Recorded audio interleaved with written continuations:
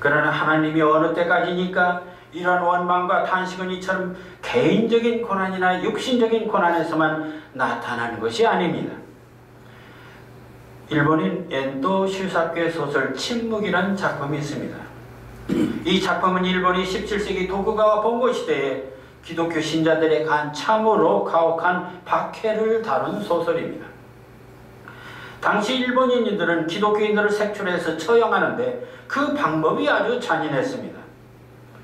이들은 기독교인들을 잡아다가 바닷가에다가 십자가로 묶어놓고 밀물이 들어오면 발에서 허리로 목으로 그리고 머리를 차서 죽게 만드는 그런 잔인한 방법이었습니다. 이를 지켜보던 포르투갈 선교사 신부는 정말 탄식할 수밖에 없었습니다. 과연 하나님이 존재한단 말인가? 만일 존재하신다면 어째서 이 참혹한 이 현상에서 침묵하고 계신가? 하나님, 당신은 도대체 어느 때까지 침묵할 것입니까? 라고 울부짖습니다. 우리는 전능하시고 공의로우신 하나님을 믿습니다. 그리고 인간 역사에 개입하셔서 늘 주관하심을 믿습니다. 그러나 2차 대전 시 유태인이 600만이나 가스실에서 죽어갈 때 하나님은 어디 계셨나요? 공산체에서 수천만 사람들이 시베리아 유행지로 떠날 때 하나님은 왜 침묵하셨나요? 21세기 대명천지 2천만 동포가 저렇게 줄이고 있는데 하나님은 언제 우리에게 통일을 주실까요? 어느 때까지니까? 어째서 세상은 착한 사람보다 악한 사람들이 잘 살고 그리고 약삭 빠른 사람들이 더 득세하는 이유는 또 무엇입니까? 2차 대전 시 프랑스의 철학자 이 알베르 까메는 페스트라는 소설을 쓰게 됩니다.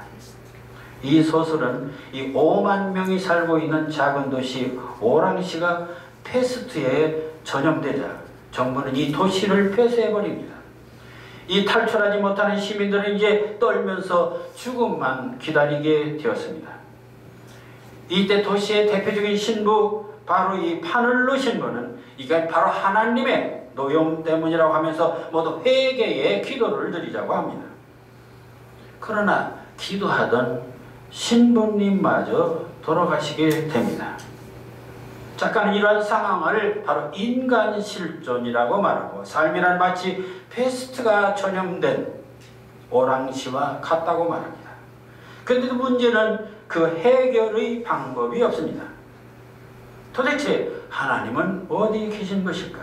어째서 침묵하고 계신가라고 질문합니다. 그리고는 이렇게 말합니다. 이 세상의 악과 고통과 그 무수한 부조리를 보면서 나는 이제 하나님이 계시지 않다고 말하고자 한다. 나는 인간의 고통의 이름으로 하나님을 거부한다. 하나님을 부르짖던 이들은 신의 응답이 없자 신은 없다. 신은 이제 죽었다. 그러니 인간끼리 힘을 합쳐서 이 어려움을 극복해야 한다고 외칩니다. 이러한 주장을 우리는 무신론적 실존주의라고 말합니다.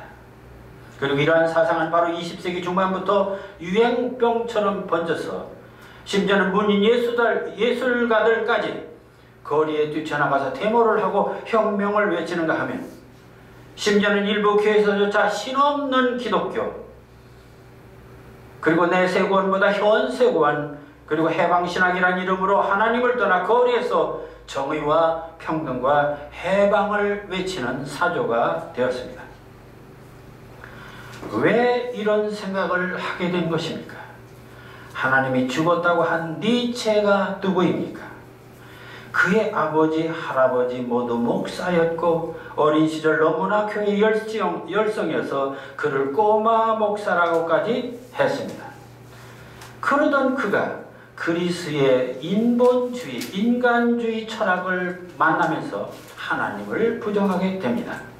공산주의 원조인 칼 막스도 원래는 유태인 기독교 가정에서 자랐고 개신교에서 세례까지 받은 사람인데 그는 인간의 이성이 바로 신이다, 하나님이라고 하는 이 헤겔의 이성주의 그런 철학을 만나면서 신을 버리고 유물주의로 돌아가게 됩니다. 이러한 배신은 니체나 헤겔이나 칼 막스나 까미오만이 아닙니다.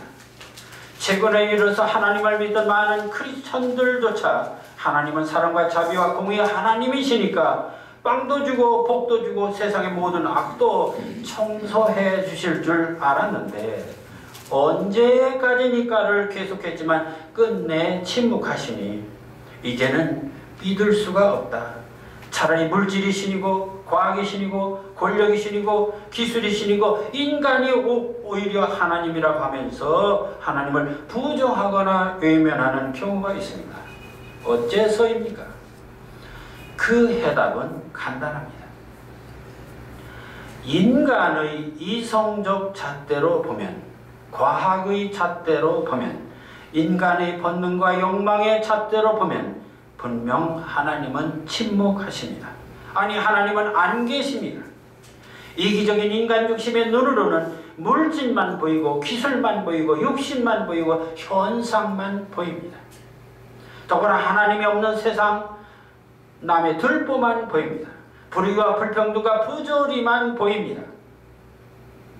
그래서 하나님이 없다는 이 무신론의 세계는 잘 살 것 같은데, 그런데도 또 이상하게 마침내 그들은 서로 불평하고 증오하고 자기들끼리 싸움하다가 모두가 죽게 되는 불행한 세상이 되는 것은 또 무슨 일일까요?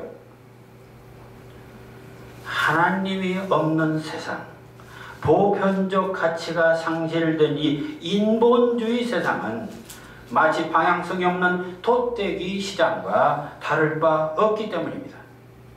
도대체 인간이 알면 얼마나 압니까? 뛰면 얼마나 뛸 수 있습니까? 이 거대한 우주의 시간과 공간 속에서 저들이 살면 또 얼마나 살 수 있습니까? 이 불완전하고 나약한 천재들이 감히 우주의 하나님을 원망하고 비판한다는 것은 참으로 가소로운 일일 수밖에 없습니다. 주여, 언제까지니까? 여호와여, 언제까지니까? 다윗은 이 시에서 한 번도 아니고 5번이나 했습니다. 그런데 이러한 원망의 구절은 이 시에만 있는 것이 아닙니다. 시편 6편, 89편, 90편, 94편에도 있습니다. 그렇다면 다윗이 이처럼 애절하게 언제까지니까를 부르짖은 참뜻이 도대체 무엇일까요? 정말 다윗도 하나님이 자신을 버리고 외면하고 침묵했기 때문이라고 생각할 수 있습니까? 만일 다윗이 그런 생각이라면 그의 신앙도 인본주의 신앙일 뿐입니다. 세상 사람들은 걸핏하면 하나님이 침묵하신다고 말합니다. 그러다가 마침내 하나님은 없다, 하나님은 죽었다는 무신론자가 됩니다. 따라서 이 어느 때까지니까 이 한 구절의 진의가 무엇인가 어떻게 해석할까에 따라서 구원의 길로 갈 것이냐, 심판의 길로 갈 것이냐, 무신론자가 될 것이냐, 이 유신론자가 될 것이냐, 하늘이냐 세속이냐, 이 양갈래 길을 가게 된다는 사실입니다. 그렇다면 다윗은 어느 길을 택한 것일까요? 놀랍게도 다윗은 이 시에서 하나님이 자신을 버리고 침묵하신다고 그렇게 생각하지 않았습니다. 욥도 자신의 가혹한 시련을 그렇게 생각하지 않았습니다. 엔도 슈샤크의 작품 침묵의 주인공 이 로드리고 신부도 하나님은 결코 침묵하시는 것이 아니라고 생각했습니다. 욥은 자신의 모든 재산이 사라졌고 사랑하는 자식들 10명이 한순간에 잃고 아내마저 자신을 저주하고 육신은 욕창으로 온몸에 고름이 흐릅니다. 정말 육신적으로 이성적으로는 도저히 견딜 수 없는 하나님이 안 계신 것 같이 생각할 수도 있습니다. 그래서 주변 사람들은 이게 바로 인광보다 바로 죄값이라고 말하기도 합니다. 그러나 욥은 마지막 단호하게 내가 모태에서 알몸으로 나와 싸운 즉 또한 알몸이 그리로 돌아갈지라 주시니도 여호와시오 거두시니도 여호와시오니 여호와의 이름이 찬송을 받을지어다. 욥기 1장 20일. 이 무슨 정신나간 소리입니까? 이성적 판단, 과학적 판단, 그 잘난 인간적인 판단으로는 도저히 있을 수 없는 말입니다. 그러나 욥은 그 인간적인 판단을 거부하고 하나님 중심으로 생각하고 만유주 여호와 하나님의 피조물로서의 자기 존재를 인정하고 인간적인 고통과 단식과 절망에서 벗어나게 됩니다. 그것이 바로 기독교의 믿음이고 구원이고 영혼의 해방입니다. 일본에 보낸 선교사 신부가 배교했다는 소식을 듣고 예수회에서는 진상조사를 위해서 비밀리에 이 로드리고 신부를 보내는 이야기가 바로 침묵의 시작입니다. 그래서 이 신부가 정말 일본에 와보니까 정말 앞에 간 신부가 배교했습니다. 처음엔 그 이유를 몰랐습니다. 그런데 로드리고 신부도 잡히게 됩니다. 일본 관리들이 수십 명 기독교인들을 앞에 놓고 내가 배교하면 이들을 살려주겠다는 것입니다. 그리고 그 배교의 방법은 예수님의 성화를 밟는 것이었습니다. 여러분, 이런 상황에서 어찌 할 수 있겠습니까? 로드리고 신부는 이때 어찌해서 하나님이 이 상황에서 침묵하고 계십니까? 라고 처음엔 울부짖었습니다. 그러나 차츰 하나님은 침묵한 것이 아니었습니다. 그 침묵 가운데 하나님의 음성을 그는 들을 수 있었습니다. 너는 내가 신자들을 외면한다고 생각하지만 나도 그들과 함께 고통받고 있다. 그러니 나를 밟아라. 나는 밟기 위해서 세상에 왔다. 이런 음성을 듣게 됩니다. 이 음성을 들은 로드리고 신부는 눈물을 흘리며 성화를 밟고 배교를 합니다. 그리고는 수많은 신자들을 살립니다. 그렇다면 하나님은 사실 침묵한 것이 아니었습니다. 육신에는 이성에는 인간적인 잣대로 보면 하나님은 침묵이시지만 영적인 신앙의 눈으로 보면 하나님은 지금도 살아계셔서 우리와 함께 아파하시고 영혼의 귀를 통해서 계속 말씀해 주고 계십니다.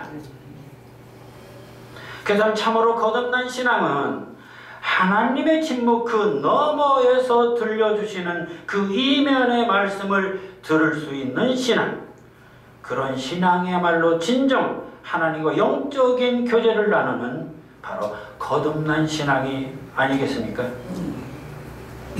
저는 이 엔도 슈사교의 침묵을 읽으면서 일본은 기독교 신자가 1%도 안 되는 정말 50만 명 정도라고 합니다. 그런데도 이처럼 세계적으로 주목받는 놀랍고 감동적인 기독교 문학을 탄생시켰던 것입니다.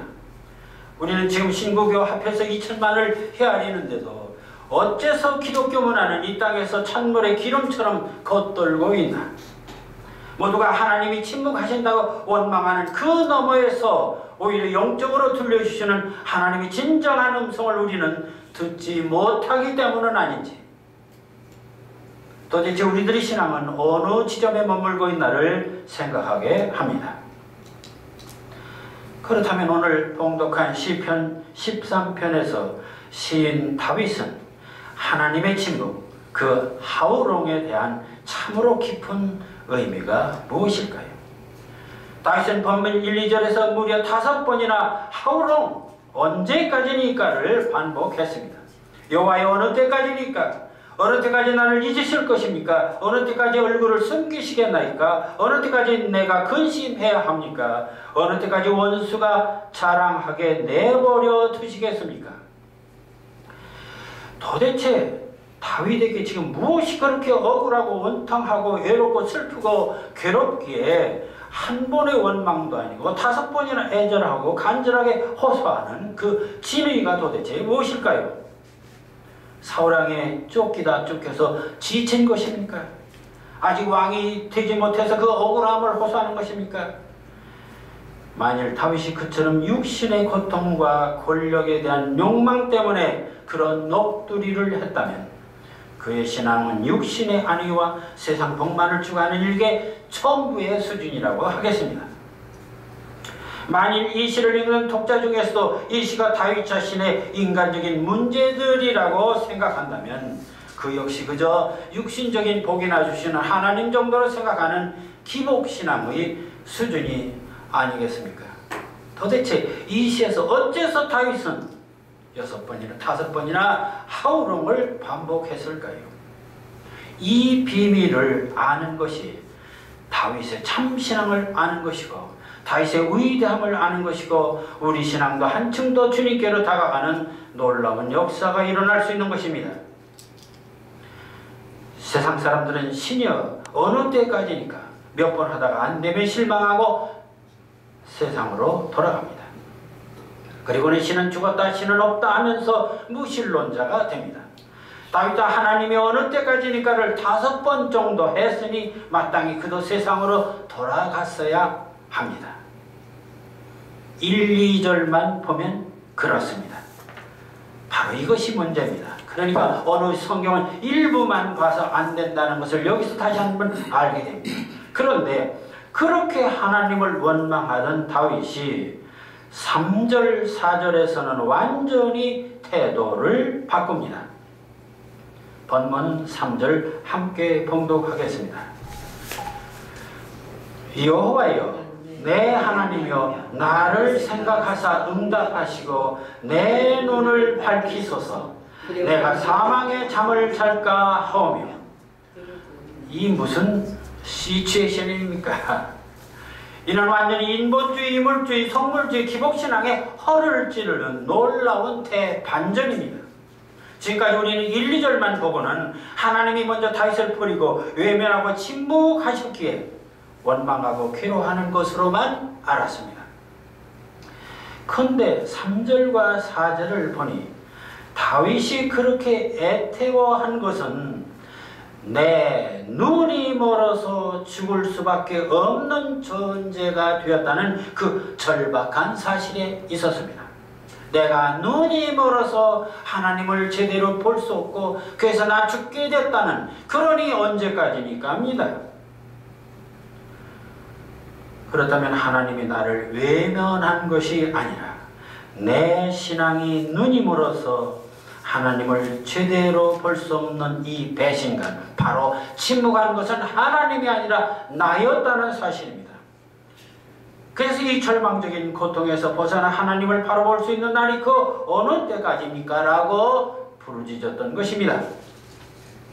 따라서 이 시는 하나님에 대한 원망의 시가 아니라 내가 지금 눈이 멀어 하나님과 멀어진 이 자신의 불행한 신앙 상태를 회복하고자 하는 간절한 탄원을 역설적으로 표현한 시입니다.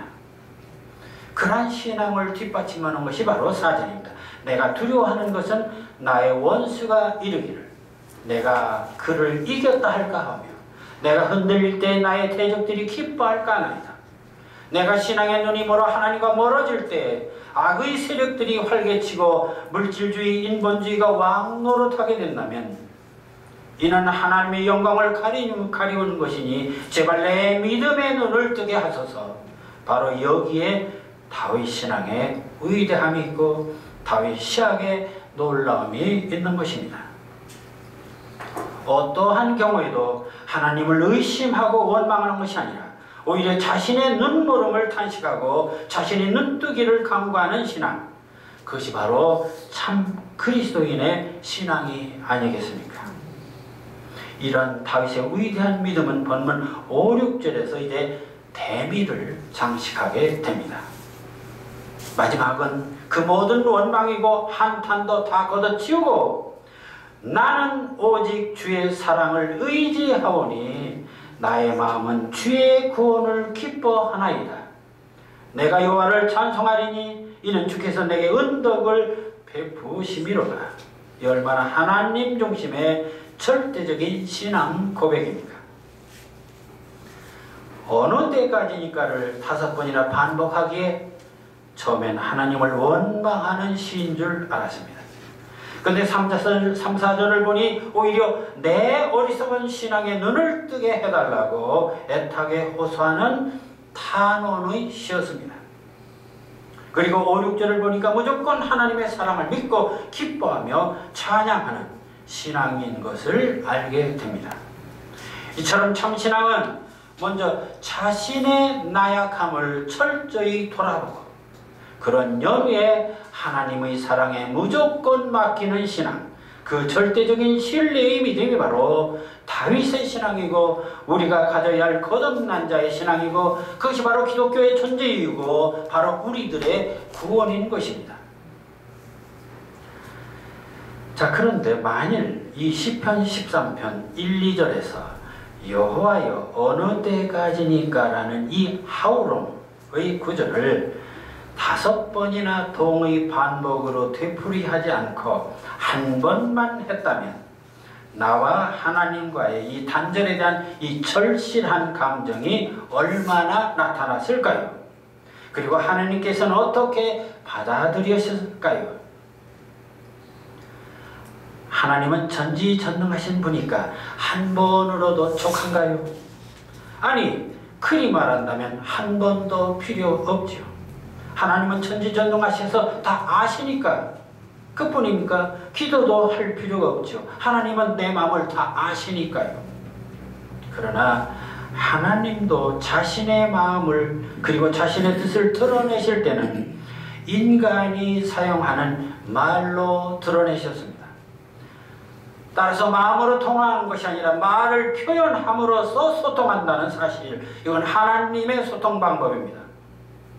따라서 우리들의 마음도 당신에게 인간의 말로 고백하기를 원하십니다. 그렇다면 하나님께 우리의 간절한 마음을 드러낼 때 한마디로 그 개념만 전하는 것이 좋을까요? 로고스적 언어로 표현하는 것이 좋을까요? 마음과 정성을 다하여 연거푸 반복적으로 호소하는 것이 더 좋을까요?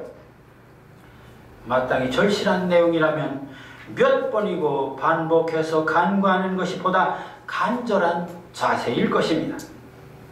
이처럼 같은 내용이라도 이를 반복하면서 간절하게 호소하고 고백하는 문장이 바로 시입니다. 이성적으로 로고스의 어법은 한 번으로 끝나는 그렇기 때문에 감동이 없습니다.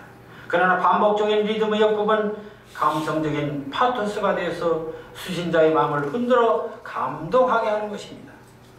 우리가 시편에서 강한 감동과 깊은 인상을 받게 되는 것도 그 말하는 시인들이 말하고자 하는 주제가 반복적인 리듬과 바로 메타포를 통해서 수신자의 가슴을 두드리는 바로 이 파토스의 어법이기 때문입니다. 이처럼 시편 13편에서 여호와여 어느 때까지니까 라고 하는 이 사실은 하나님이 나를 버리고 나를 외면하심에 대한 원망의 노래가 아니라 내가 무지해서 내 믿음이 소경이 되어 내가 하나님을 저버리고 하나님을 배신함으로써 오는 이 단절감, 그 두려움을 벗어나고자 하는 간절한 탄원의 시입니다. 그리고 사랑의 하나님께 결단코 내 눈을 뜨게 하실 것을 믿으며 그래서 마침내 기뻐하며 여호와를 찬양하겠다는 원망에서 탄식으로, 탄식에서 희망으로 가는 아름다운 노래인 것입니다. 사랑하는 성도 여러분, 여러분은 아직도 이 시에서 하나님은 다윗을 버렸다고 생각하십니까? 하나님의 얼굴을 돌리셨다고 생각하십니까? 그리고 행여 여러분도 하나님은 때때로 여러분을 잊어버린다고 생각하십니까? 하나님은 창세전부터 지금까지 그리고 앞으로도 영원히 우리를 외면하시거나 잊으시는 분이 아닙니다. 침묵하시는 분도 아닙니다. 어리석은 육신의 눈으로 하나님을 보는 자들에게만 하나님이 침묵하는 것으로 착각하는 것일 뿐입니다. 정말이지 하나님이 나를 버린 것이 아니라 내가 하나님을 버린 배신을 두려하며 언제까지니까를 부르짖는 이 다윗의 겸허하고 적극적인 신앙이 부럽습니다.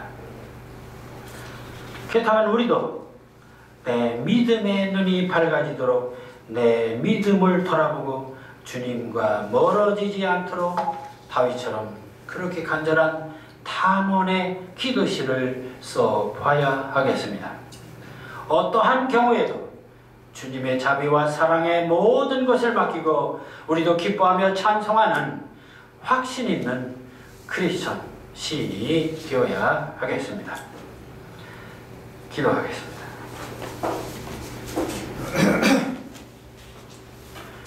주여, 어느 때까지니까? 주여, 어느 때까지니까? 어느 때까지 나를 잊으시고 얼굴을 숨기시겠나이까? 당신의 기억은 아슬한 하늘, 까마득한 지목, 당신이 없는 길은 외로운 밤길, 골고다 언덕길, 타박타박 걸어가는 황토길입니다. 주여, 내 어리석은 영혼을 돌아보게 하시고 감긴 눈을 뜨게 하시고 막힌 길을 열게 하소서. 그리하여 당신이 숨기신 얼굴을 바로 보게 하시고 침묵으로 주시는 말씀을 바로 듣게 하소서. 결단코 첫사랑에 굳은 언약 반석 위에 세워놓고 흔들리지 말게 하시고 눈부신 새벽을 바라보며 당신과 동행하는 길이 되게 하시고 시와 찬양으로 노래하게 하소서. 예수님 이름으로 기도하옵나이다. 아멘.